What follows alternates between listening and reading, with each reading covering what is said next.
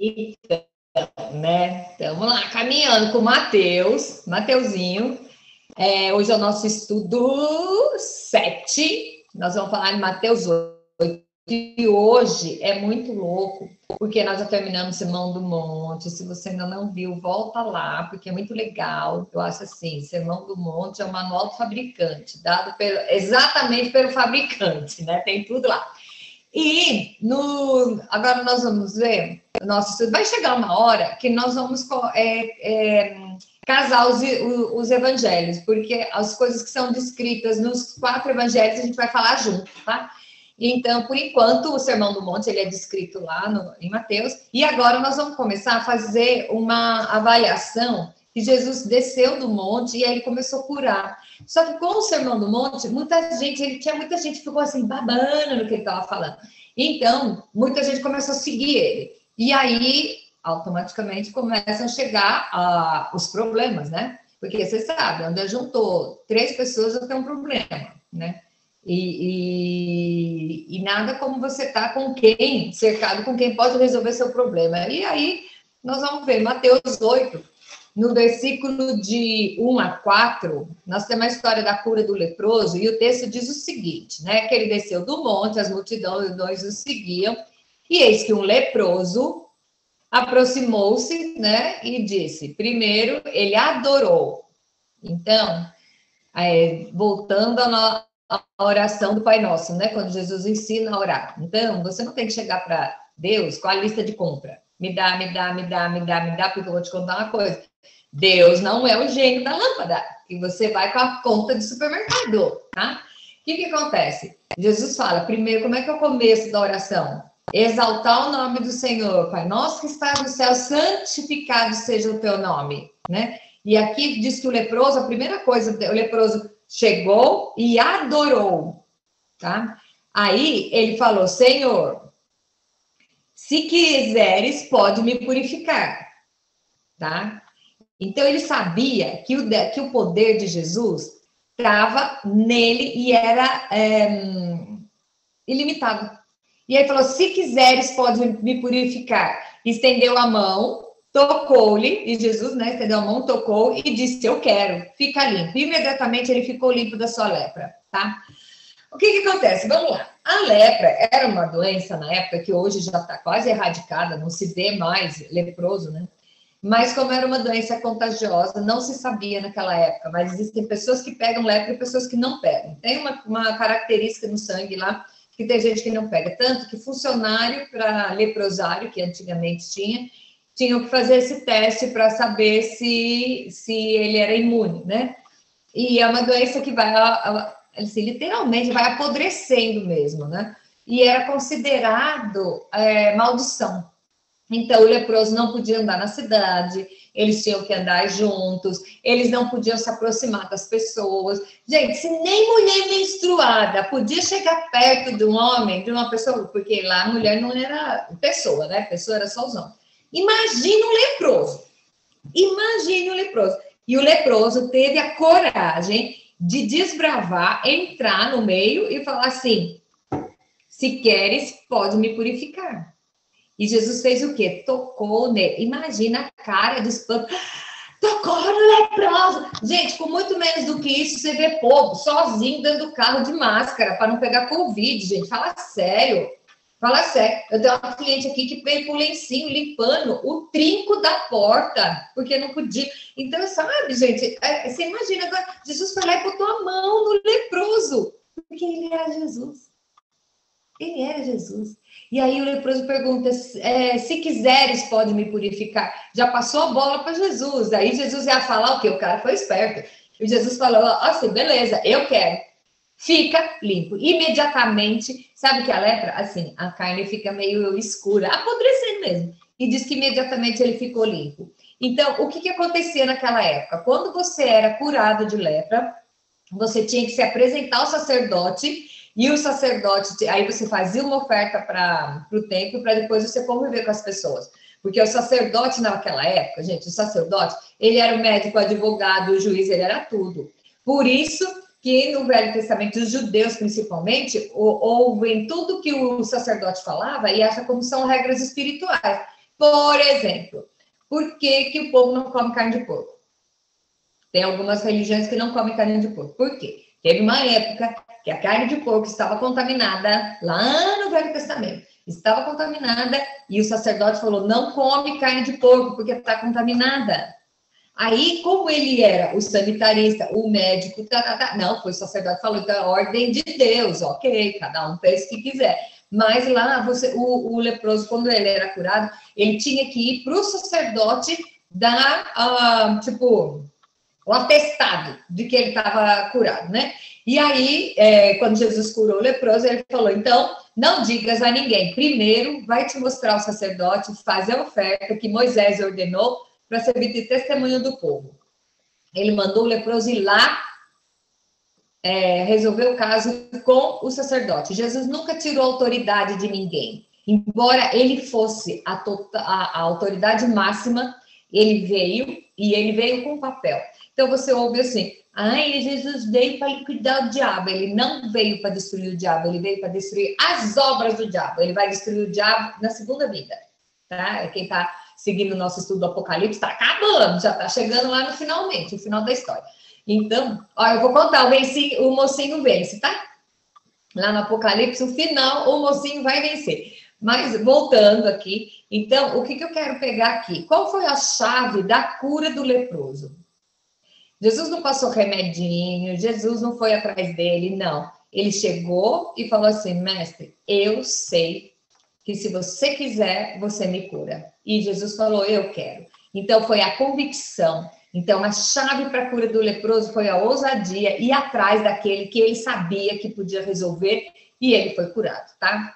E aí nós temos logo em seguida, no mesmo capítulo, nós vamos falar só do capítulo 8 hoje, tá? Nós temos a história do criado do centurião, que também é muito legal essa conexão com esse milagre. Então, Jesus entrou em Cafarnaum e veio o centurião. O que era o centurião? Era o chefe de 100 soldados, tá? Cada 100 soldados tinha um centurião. E ele chegou e falou diz que o centurião chegou implorando, Senhor, meu criado jaz numa cama paralítico e sofrendo horrivelmente. E Jesus disse, eu vou curá-lo. Primeiro, o centurião, ele era líder de 100 soldados.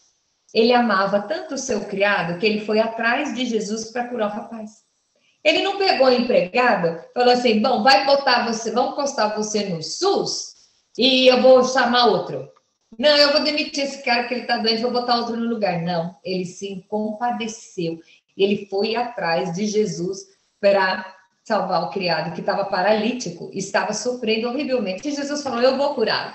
E o centurião falou, Senhor, eu não sou digno que entre na minha casa. Aí todo mundo fala, esse centurião era pobre, a casa era feia. Não, ele era centurião, ele era homem de posição. Mas ele reconheceu a soberania de Jesus. E ele falou, você não precisa entrar na minha casa.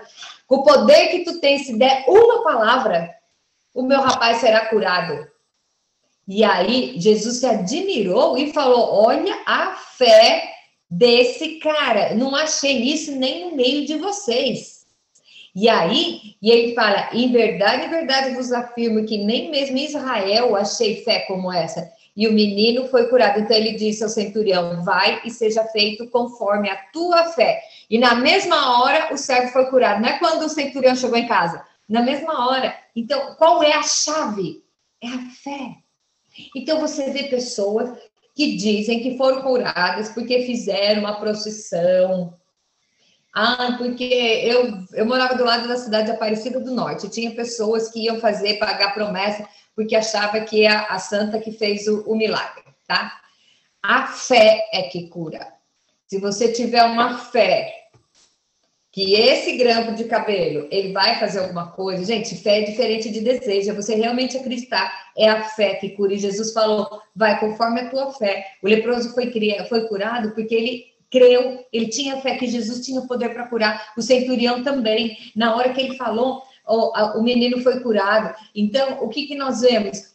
As curas de Jesus, a maior parte das curas, Jesus fala de acordo com a sua fé, de acordo com o que você quer. Então, o que é que você está querendo? Tá? Você acredita mesmo ou você está pedindo só por pedir, mas você, na verdade, não quer ser curado? Eu tenho um livro, o Mulheres que Decidem, eu tenho um capítulo que fala só sobre isso, da mulher que não queria ser curada. né? Então, é assim, você quer ser curado? Às vezes a doença é confortável para você. Você não quer. Então, você prefere ficar chorando e promovendo a misericórdia das pessoas, né? Então, vamos lá. As outras curas mencionadas. Tendo Jesus chegado à casa de Pedro, viu a só que estava acamada e ardendo em febre. Jesus tomou pela mão, a fé deixou e ele levantou e passou a servi-lo. Dizem, piada, tá, gente? Piada. Mas foi por isso que Pedro negou. Porque Jesus foi lá e curou a sogra. Vai saber o problema que ele tinha com a sogra. Foi por isso que negou lá na frente. Gente, isso não é bíblico, tá? Isso é uma piadinha, só para, né? Então tá. Vamos lá. Aí, o que acontece? É muito interessante esse texto que fala o seguinte: chegada a tarde, trouxeram muitos endemoniados, e ele meramente com a palavra expeliu os demônios e curou todos os que estavam doentes, para que se cumprisse o que ele tomou sobre si a nossa dor. Ok. Vamos lá. Eu nunca tinha visto uma pessoa verdadeiramente endemoniada, gente. Ator, eu nunca vi igreja evangélica, mais atores bons. Porque você vê tanta encenação dentro das igrejas que eu fico assim, assustada. Joga tanta coisa na culpa do diabo ou na culpa dos anjos, não é nada disso, tá? Vamos parar de demonizar todas as coisas. Porém, esses endemoniados, vocês já viram, pessoal, sabe, expelindo demônio? Grita, sacode, faz um monte de coisa. Jesus simplesmente, com uma palavra, expeliu os demônios. Eu lembro de uma vez que a gente estava numa igreja e acabou o culto, uma igreja em São Paulo, acabou o culto e veio sabe aquela senhorinha fofa que toda igreja tem, que todo mundo gosta da veinha, aquela veinha super 10? E Jesus chegou para ela, meu marido chegou para ela, foi orar, na hora que bota a mão na cabeça da mulher, a mulher cai, começa a virar que não uma cobra veinha, gente, ela agarrava o pé do meu marido e gritava, e eu fiquei horrorizada, meu marido baixou, ele só virou e falou alguma coisa no ouvido dela, as mãos e os pés tudo torcidos assim, tirou, aí todo mundo, correu a velha, falei, deixa ela aí, ele falou no ouvido dela, e a velha, o que foi que aconteceu? Então, não precisa sacudir, gritar, fazer escândalo. É isso que o diabo quer. É para expelir demônio com uma palavra. Então, quem tem autoridade é Jesus. Com uma autoridade, os demônios vão embora, porque eles temem. Então, Jesus tinha essa autoridade. E aí, nós vamos ver o que acontece com os seguidores. Quais os dois casos descritos que provam o verdadeiro seguidor? Vamos lá. Então, Jesus tinha muita gente ao seu redor, e aproximou aproximou um escriba, não era um Zé Mané qualquer. Mestre, vou te seguir por onde quer que fores. E Jesus falou também, tá bom, você está preparado? Aí me acompanhar por onde quer que eu vá? Hein? Aí o outro discípulo, não, eu vou, mas primeiro eu vou sepultar meu pai. E Jesus falou, segue-me e deixe os mortos sepultarem os seus mortos. Gente, aqui não está falando de Walking Dead, não, né? Os mortos espiritualmente que sepultem os próprios mortos, tá? É disso que ele está falando. Então, o que ele está dizendo aqui? O que prova o verdadeiro seguidor? O verdadeiro seguidor tem que colocar o seu mestre acima de todas as coisas. Então, nós estamos preparados para ser seguidores de Cristo em qualquer situação? E aí, nós vamos lá. No capítulo 8 ainda, do 23, a pergunta 5. O que aconteceu nesse texto? Então, vamos lá. Entrou no barco e os seus discípulos o seguiram. E eis que sobreveio uma grande tempestade, de sorte que o barco era varrido pelas ondas. Entretanto, Jesus dormia. Todos nós conhecemos esse texto, crescemos ouvindo isso. E os discípulos vieram acordá-lo desesperados. Senhor, salva-nos, porque pereceremos. Jesus acordou e falou assim, por que sois tímidos, homens de pequena fé? E levantando-se, repreendeu o vento e o mar e fez-se grande bonança. E maravilharam-se os homens, dizendo, quem é esse que até os ventos e o mar lhe obedecem? O que eu vou falar aqui? Presta atenção. Jesus foi dormir, porque ele sabia que nada ia acontecer com ele, mas aqui é o primeiro lugar que ele fala que você poderia repreender o vento e o mar, porque ele disse assim, por que você é tímido, homens de pequena fé. Quer dizer, por que você não foi fazer isso? Então eu pergunto para você agora, qual é o milagre que você precisa? Qual é a tempestade que você tem na sua vida? Qual é o mar que está sacudindo, o vento que está perturbando a sua vida? E Jesus está falando, homem de pequena fé. Então eu falo, mulher de pequena fé, por que você é tímida? Levanta e repreende.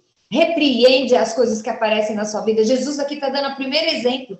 Ele foi dormir e falou, por que vocês não fizeram isso? Por que tiveram que me chamar? Aí ele vai e mostra como se faz. Levantou, repreendeu, não precisou fazer campanha, não precisou ficar passando olhinho não sei na onde, não precisou nada. Ele levantou e repreendeu e automaticamente se fez bonança. E Jesus falou, por que vocês não fizeram? Então, levanta agora de onde você está, levanta e repreende a tempestade que está na sua vida. Não seja tímida, não seja tímida, porque o Senhor Jesus te avalia para você fazer. Ele te dá o suporte para isso, beleza?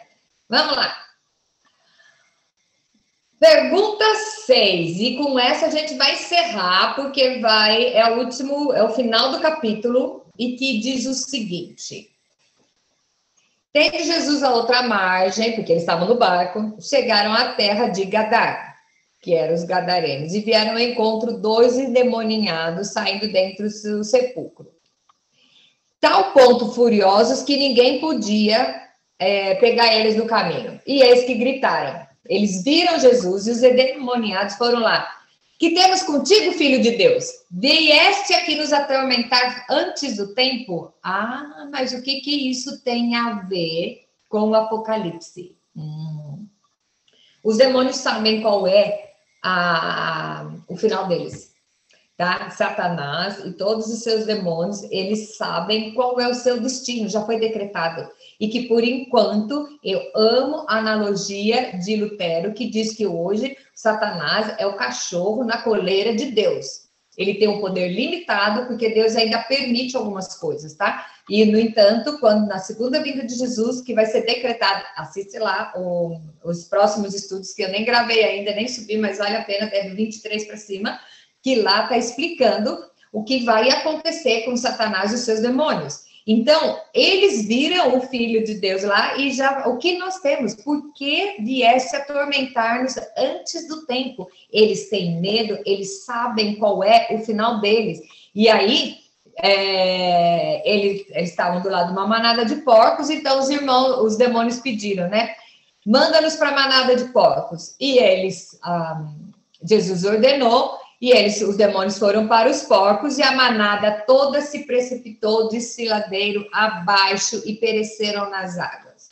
E aí os porqueiros foram na cidade e contaram a história dos endemoniados. E a cidade saiu para encontrar Jesus e para agradecer, falar, ai, que bom, obrigado, mestre, o senhor nos libertou dos demônios, coitadinhos dos rapazes. Não, sai dessa cidade. Por quê?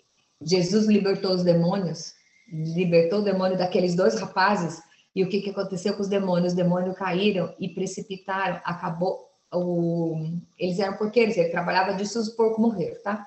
Então, eu vou te falar até onde o milagre de Cristo, a libertação de Cristo, atrapalha a sua vida financeira. Você prefere ter um endemoniado. Olha a falta de amor pelos rapazes. Eles preferiam que o demônio tivesse nos rapazes do que numa manada de porcos. E eles foram pedir para Jesus sair de lá porque acabou com a porcada. Literalmente, Jesus, ele acabou com a porcada. E foi isso que aconteceu. E aí eu te pergunto, qual é a sua atividade financeira que está dependendo da ação de demônio? Imagina do que você está falando, eu não sei a sua. Eu não estou dizendo que é só prostituta, né? Porque quando você vai falar de atividade financeira ilícita, todo mundo pensa em prostituta e vender droga. Gente, tem tanta coisa. Quando você trapaceia no seu trabalho, quando você vai limpar uma casa e joga sujeira embaixo do tapete, quando você cospe na sopa do cliente, sabe? São essas coisas que não estão envolvidas no seu trabalho e que não vêm de uma pessoa realmente transformada. Então, o que eu quero falar aqui? O estudo de hoje vai sobre o quê? Sobre Os milagres de Jesus, todos os milagres de Jesus foram feitos de acordo com a fé da pessoa. Jesus tinha poder para tudo, mas ele sempre operava de acordo com a fé. A pessoa quer, ok. Acredita, ok, tá? E aí depois nós vemos as outras curas. Os endemoniados é muito interessante, porque essa nossa história acaba com o milagre mais importante, que é o seguinte: até onde você tem amor pelas pessoas que estão endemoniadas? E isso, endemoniado, não é só com a roupa, sair pelado com a roupa gritando, não. Tem tanta pessoa que está endemoniado e agindo no meio da gente, a gente não percebe. E você prefere conviver com o endemoniado do que perder o seu lucro, o seu negócio, porque de repente o seu negócio não é tão lícito assim. Então, até que ponto você está a fim de seguir Jesus? Você está a fim de largar todas as coisas para ser discípulo de Jesus? Não precisa largar, precisa só estar disposto. Porque Abraão, quando Deus pediu Isaac para Abraão, Deus não queria Isaac, ele queria saber a disposição de Abraão de entregar. E aí o que acontece? Deus falou assim: eu não quero menino, eu só queria provar a tua fé. Então eu pergunto para você, qual é o Isaac que você precisa entregar? Qual é o que você precisa deixar na sua vida para poder seguir a Jesus? São bens, é família, é um amor, é uma profissão. O que é que você poderia largar para o amor de Jesus? Por amor de Jesus, para seguir Jesus. E eu vou te falar, tudo aquilo que você for disposto a entregar, Deus vai te devolver. Creia nisso, porque Deus é o seu Pai, Ele quer ver você sabe, desfrutando a vida em abundância que Jesus prometeu. Então, o que é que você está negociando? E eu quero falar hoje isso para você, sobre a história do barco. Se você está em tempestade, ora antes, conversa com Jesus, levanta no seu barco e repreende. Eu tenho certeza que as ondas e o vento vão se acalmar, porque você vai falar em nome de Jesus, e sobre ele está toda a autoridade do mundo para todas as coisas, até para o meio do seu problema, em nome de Jesus. Levanta, decreta, repreende a tempestade, porque ele fez e ele está falando para você: por que você é tímida? Por que você não tem coragem de enfrentar? Por quê? Porque, cabeção, eu estou com você, você não está sozinho, eu estou contigo todos os dias, até a consumação dos séculos. Jesus falou isso, lá em Mateus, no final, nós vamos ver. Mateus 28, ele vai falar isso. Então, ponha-se de pé do seu barco, enxuga a lágrima. Eu sempre falo, enxuga a lágrima, põe um brinco de argola, passa um batom vermelho e repreende a tempestade da sua vida. Não seja tímida, porque maior é o que está em nós do que está no mundo. Então, quero ver essa semana você repreendendo as tempestades da sua vida e pensando bem, o que é que eu estaria disposto a largar para seguir meu mestre? E eu vou te contar um detalhe, quando chegar lá, você vai falar: valeu a pena. Eu creio nisso. Um beijo grande e até o próximo estudo. Amém!